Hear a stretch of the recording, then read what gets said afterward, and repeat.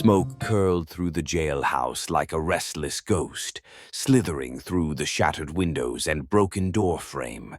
Pierre Dupuis sat propped up against the cold stone wall, the remnants of Hot Hand's warpath still thick in the air. For hours he had been trapped in his own body, unable to move, unable to speak, forced to listen as his empire burned around him. But now, something stirred, the glass crunched outside, faint voices carried through the street, the whispers of the survivors. Pierre's breath hitched, his fingers twitched. Then his jaw clenched. A deep growl rumbled in his chest, his lip quivering as the first true feeling surged back into his face. A snarl escaped his teeth. Then another, then another. Like a dam bursting, rage flooded through him as his body fully reawakened. His muscles tensed, his fingers curled into fists, and with a guttural roar, Pierre Dupuis shot to his feet. The wooden floorboards trembled under his boots as he stormed forward, his breathing ragged, his eyes ablaze with fury. Two of his men, his guards, still lay paralyzed on the floor, their bodies stiff, their expressions frozen in grotesque fear. Pierre snarled, lifting his boot. Thud. He kicked one in the ribs. Worthless. Thud. He kicked the other. Spineless cowards! His voice boomed through the wrecked jailhouse. These men had failed him. Everyone had failed him. And yet, he still stood. Pierre shoved open the door and stepped outside. A sea of faces awaited him. Hundreds of miners, townsfolk, and his remaining men, all shouting, all demanding something. The wreckage of Montagne d'Or smoldered around them. The miners' camp was destroyed, the once grand saloons lay in ruins, and the mineshaft entrance had collapsed into itself. His empire, the empire he bled for, was now a graveyard. A young man, one of his silver spurs, pushed through the crowd, his face pale, his eyes wide with fear. "Sir," he started, breathless. Pierre's glare cut into him like a blade. "The mines, sir," the young man swallowed hard. "They're still raging with flames, but they didn't spread to the forest. The containment worked, but the mines—" Pierre's expression darkened. "Are unsalvageable." The words seared through Pierre's mind. Unsalvageable, the mines, the Elladium reserves, the heart of his wealth. Gone. The young man hesitated before continuing. "The sheriff and the boys put out most of the fires in town. But, sir, the people are outraged. Pierre wasn't listening anymore. His cold, predatory gaze swept over the furious crowd.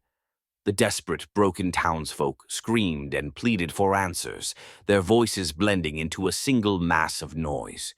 Pierre didn't flinch. He simply turned his gaze back to the young man. "Fetch my horse." The young man blinked. "Sir, but—" Pierre's eyes snapped to him, sharp as a dagger. "Fetch it now while you still have breath." The young man didn't hesitate this time. He turned on his heel and sprinted toward the stables. Pierre stood silent, his jaw tight, his hands balling into fists at his sides. This town, his town, was still standing.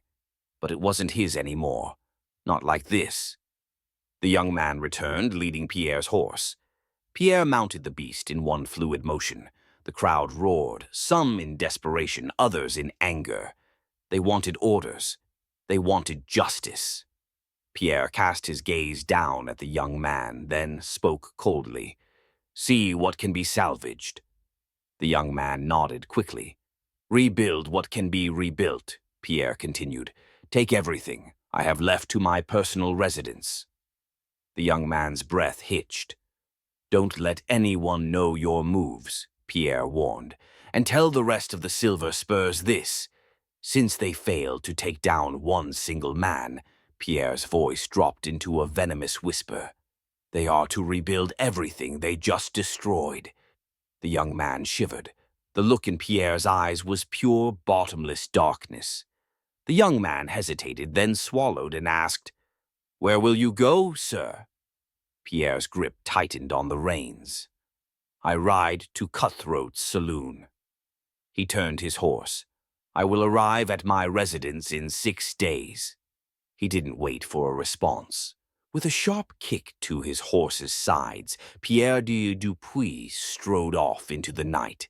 His empire was in ruin, but he was not defeated. Not yet. The wagon wheels groaned as they trundled over uneven ground, their rhythmic creaks echoing in Rachel's ears. Her wrists burned from the rusted shackles biting into her skin. Every jolt of the wagon sent a fresh spike of pain through her arms. She didn't flinch, didn't fight, didn't even try to hope. Not anymore. Pierre had made sure of that. The guards on either side of her barely moved, their faces blank slabs of indifference. Their hands rested on their rifles, but they weren't tense. They knew she wouldn't run. She knew it too. For years she had suffered under Pierre's cruelty, his unpredictable wrath keeping her trapped in constant fear. But for one brief moment, she saw him. Jack. Her Jack. It had been so fast, just a glimpse, but she knew it was real. For a fleeting second, hope had bloomed in her chest, a fragile, delicate thing. And then it was crushed. Jack would never find her out here. The wilderness, the danger, the impossibility of it all. It was too much. She could feel the tears welling up, but she bit them back. She wouldn't let these men see her cry. The wagon rattled to a stop. Rachel lifted her head slightly, just enough to take in the scene before her. It was breathtaking. A massive colonial mansion loomed ahead, its white columns and dark wooden doors exuding an air of untouchable wealth. Steam curled lazily from the chimneys, drifting into the gray sky like ghosts. But surrounding it, a twisted, cruel contrast. An ominous barbed wire fence encased the estate, high and unyielding, promising that whatever entered would not leave.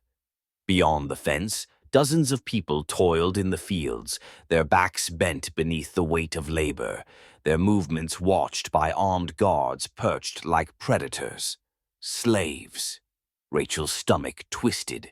Before she could take in any more, the guards grabbed her arms and yanked her from the wagon. She stumbled slightly, her legs stiff from the days-long journey. They didn't ask if she could walk. They didn't care. As they paraded her through the grounds, every pair of eyes turned to her. The newcomer. The next prisoner. She saw it in their faces, the same emptiness she felt inside, but she didn't meet their eyes. She tuned everything out. The estate, the people, the oppression. She just let herself be dragged forward, the cold weight of hopelessness settling deeper into her bones. The heavy doors groaned as they were pushed open, revealing the darkened halls within. Rachel barely registered the lavish decor inside, the polished floors, the flickering lanterns, the suffocating silence. She was led down deeper into the belly of the estate. The walls changed from fine wood to rough stone, the air growing colder, heavier. The basement. At the bottom of the stairs, a metal jail cell door stood like the entrance to hell itself. A guard sat nearby, smoking a cigarette, a large dog curled at his feet. As they approached, the guard rose, cracking his neck as he grinned. "Get back now, get back!" he barked into the darkness beyond the door. "Y'all got some new company." Laughter. A sick, twisted chuckle as his eyes met Rachel's. She didn't react, didn't give him the satisfaction. The shackles on her wrists were finally undone, leaving her raw, bleeding skin exposed. She let out a breath she hadn't realized she was holding. Then, without warning, they shoved her inside. The iron door slammed shut. The locks clicked, and then, from beyond the bars, the whistle, a slow, casual whistle, Pierre's whistle. His bootsteps echoed up the stairs, growing fainter with each step. Then, silence. Rachel didn't move at first. She just stood there, absorbing her new reality. The room was dimly lit, lined with rows of cots. The women inside weren't chained, but they might as well have been. They were hollow. Some slept, curled up in the thin blankets provided. Others read, their eyes distant. A few spoke in hushed whispers, but even those conversations felt lifeless. Then, a figure approached. A young woman, dark-skinned, beautiful, yet weary.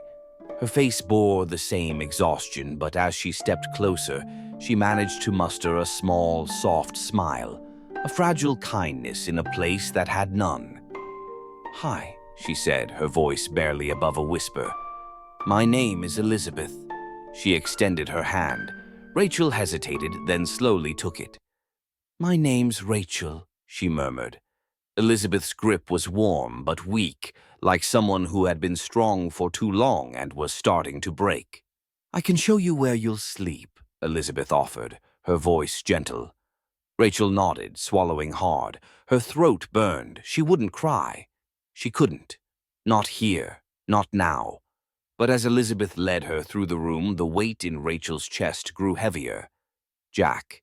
She had barely let herself think of him. She had spent so many years erasing him, burying his memory beneath Pierre's cruelty and the harshness of the West.